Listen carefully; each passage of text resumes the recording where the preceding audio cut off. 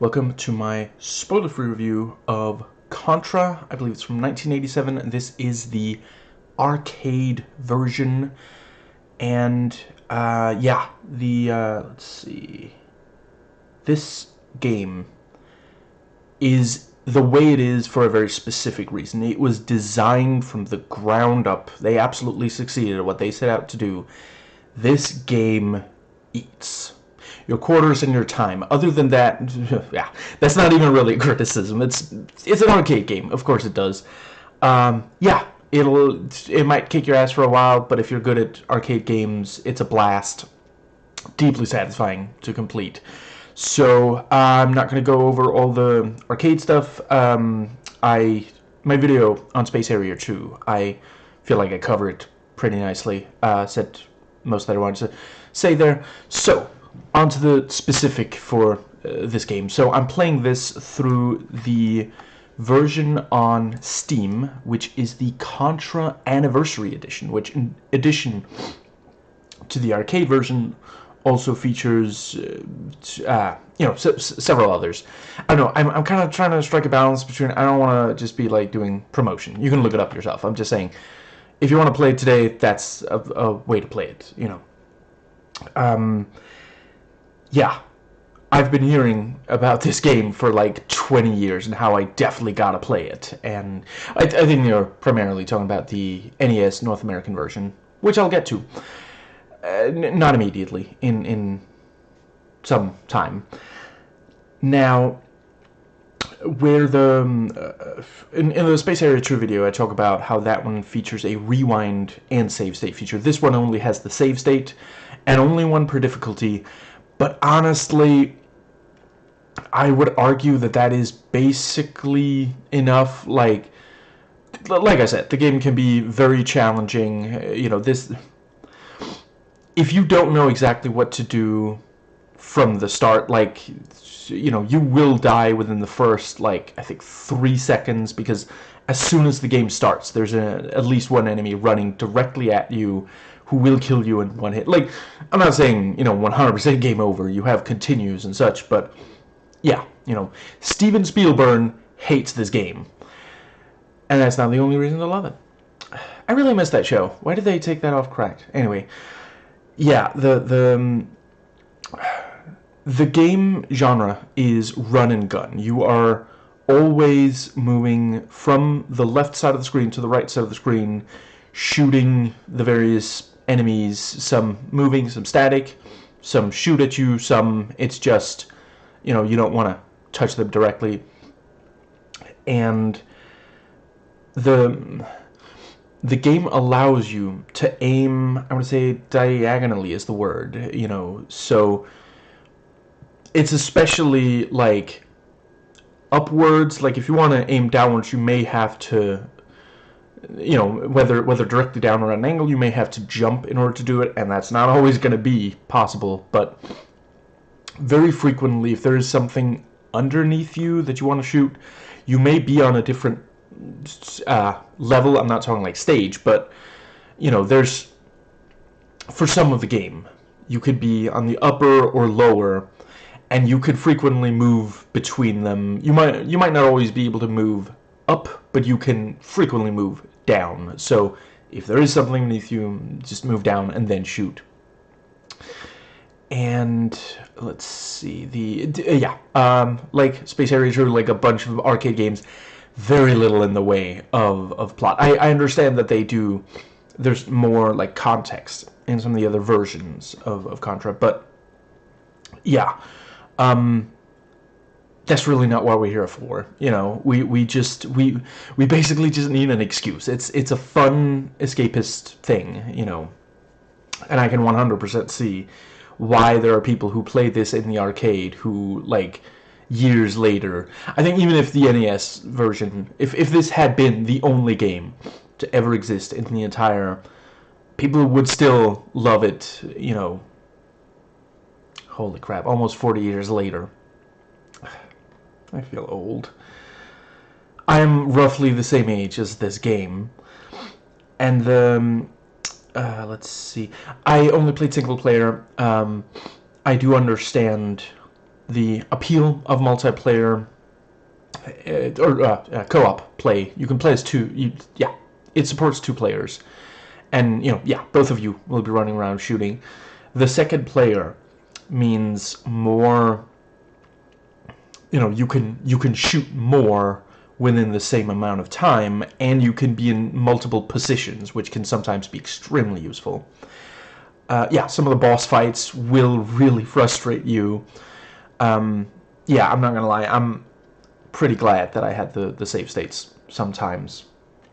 There are bosses where not only does the boss itself attack you, but there's also a bunch of others who will attack you. There's one of them that fires projectiles that, not right away, but within seconds, will start like moving in a way that makes it very difficult for you to shoot. And once there's several of those on screen, yeah, I'm really glad we were still able to play games like this. Holy crap. Let's see, and yeah, it's extremely easy to pick up and play. It's just, directional keys, and then shoot and jump. There's no trick to it. It's just a simple trick. The enemies have pretty decent variety. Like, a lot of the regular enemies will just be like guys, and they'll either fire a weapon or run into you. They're in a hurry, and poisonous to the touch. I love games like this. But other than that, there are also, there's some enemies who have like a little mounted gun. There's this one enemy that reminded me of like a sports practitioner. I don't know if it's like American football, but he'll jump into the air and he'll throw little, like, it's discs. It's not really footballs as such, but yeah, I got a real vibe of, yeah.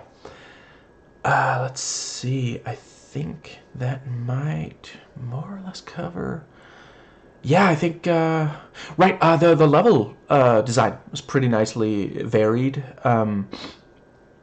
You start out like in nature, outside of one of the,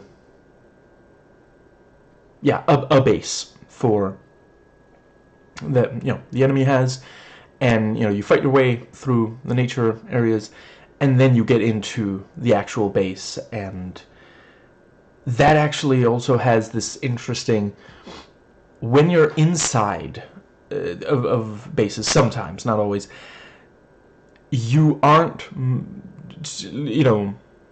most of the game, a good chunk of the game, you move from the left side of the screen to the right side.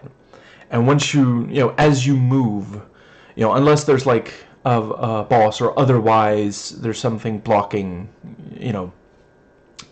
other than that, as long as you're moving towards the right, the camera will move with you. But sometimes when you're inside, the camera is static, and you can move back and forth between the sides of the screen, and once you've eliminated all enemies and dangers in that area, you can move forward, and then it'll take you to the next similar area.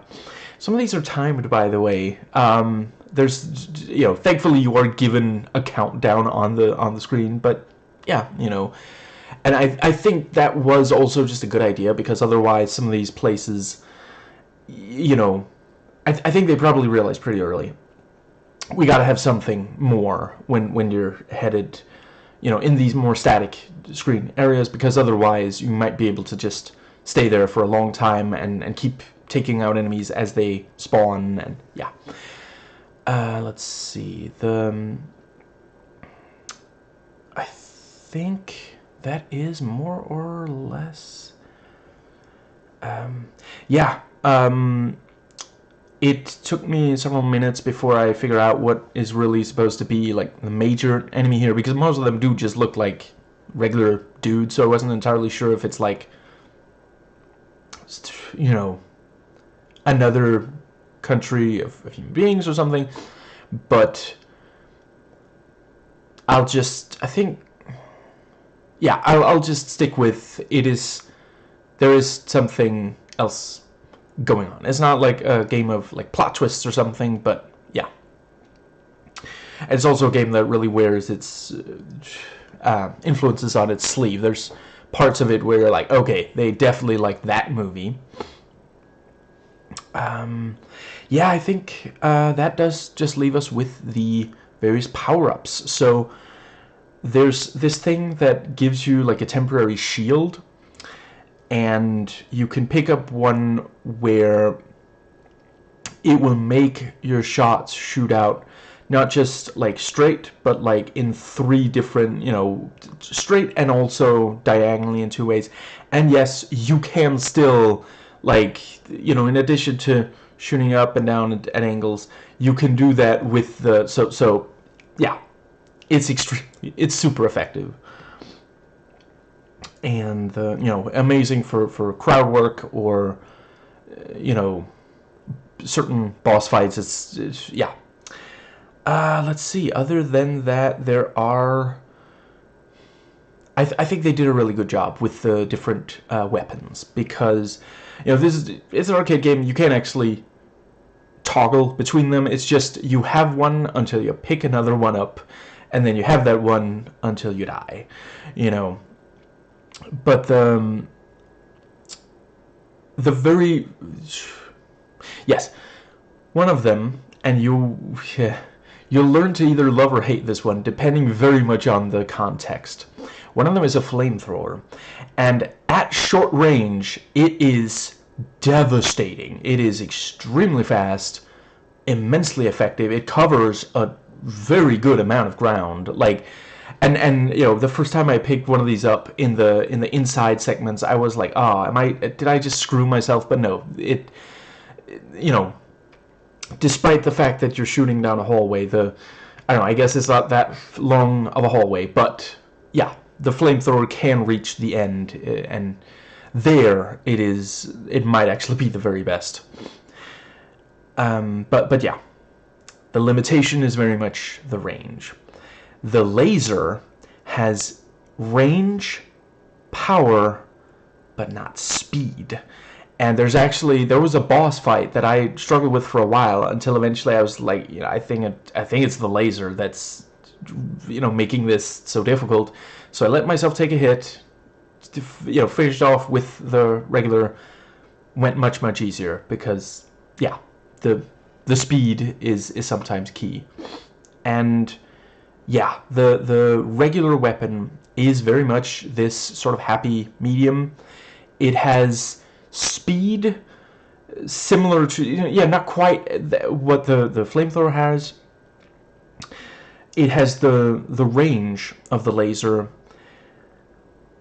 but the stopping power is somewhat less, so yeah, when you see one of these, it is an actual choice, the